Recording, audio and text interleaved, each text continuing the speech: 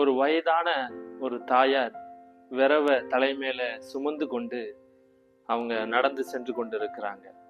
அப்போ அந்த இடத்துல ஒரு மாட்டு வண்டிக்காரர் வரும்போது சொல்றாரு, ஏமா அந்த வெயில்ல நீங்க நடந்து போய் கொண்டிருக்கீங்க, வாங்க நான் ஊருக்குள்ளதான் போறேன், உங்களை நான் வண்டியில கொண்டு போறேன் அப்படின்னு சொல்லி கூட்டிட்டு போறேன்னு சொல்லி அந்த வயதான தாயாரையும் அந்த மாட்டு வண்டியில ஏத்திட்டு அவர் கொண்டு போகிறார்.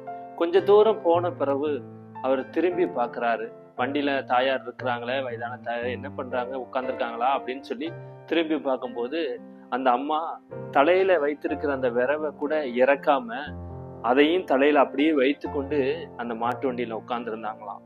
அப்போ அந்த மாட்டு வண்டிக்காரர் கேட்காரு, ஏம்மா உங்களையும் நான் மாட்டு வண்டியில ஏற்றும் போது உங்க விரவையும் நான் சேர்த்துதான் ஏத்திருக்கேன், அதனால ஏன் நீங்க சுமந்து கொண்டு வாரீங்க, நீங்க அந்த மாட்டு வண்டியில இறக்கி வைங்க, அந்த வண்டியில இறக்கி வைங்கம்மா, எதுக்கு அதை தலையில வச்சு கொண்டு இருக்கீங்க அப்படின்னு அந்த மாட்டு வண்டிக்காரர் கேட்காரு.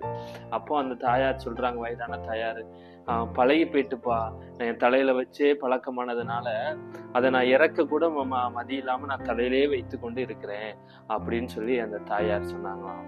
நம்மளும் சில பேர் நேரங்கள்ல இருதயத்துல அநேக பாரத்தை வைத்து கொண்டு இறக்கி வைக்க முடியாம இருக்கிறோம். ஆண்டருக்குள்ள நம்ம ரட்சிக்கப்பட்டிருப்போம், அவரை பற்றி அறிந்திருப்போம், அவருடைய வசனத்தின்படி நம்ம அது எல்லாம் நமக்கு தெரியும்.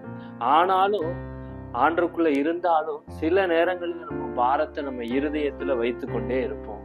அதை இறக்கி வைங்க, இறக்கி வைக்கும்போது அதுல இருந்து ஒரு சமாதானம் கிடைக்கும். அதான் ஆண்டவர் சொல்றாரு, நான் உன்னையும் நான் தூக்கி தான் நான் சுமக்கிறேன், அப்ப இருக்கும்போது உன் பாரத்தையும் என் மேல நீ இறக்கி வை, அதையே நீ சுமந்து கொண்டு இருக்கிற அப்படின்னு ஆண்டவர் நம்மளை பார்த்து கேட்கிறாரு.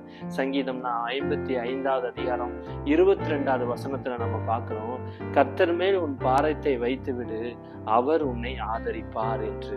கர்த்தர் உங்களை ஆதரிப்பார். நீங்க சுமந்து கொண்டு இருக்கிற அந்த பாரத்தை கர்த்தர் இடத்துல கொடுத்துருங்க, இறக்கி வைங்க. அவர் உங்களை சுமக்குவது போல அந்த பாரத்தையும் சுமப்பார். அதுல இருந்து உங்களுக்கு ஒரு விடுதலையும் ஆதரவையும் ஆறுதலையும் அவர் உங்களுக்கு தருவார். கர்த்தர் உங்களை ஆசீர்வதிப்பார். ஆமென்.